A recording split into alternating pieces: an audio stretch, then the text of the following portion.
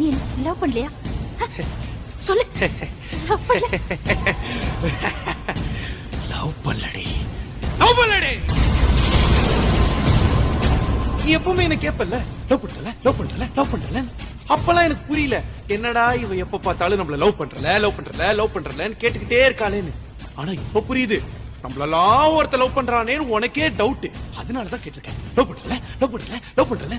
இன்னுமே டவுட்டே வேணாம், ஏன்னா நான் தான் உன்னை லவ் பண்ணல.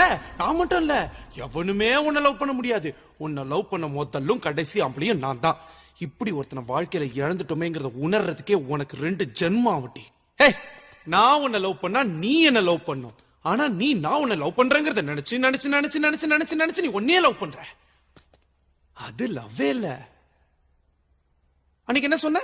நான் லவ் பண்ற பையெல்லாம் நான் என் கால போடுற ஷூ மாதிரி சும்மா காலை தூக்கி காட்டினல. இப்ப தூக்குடி.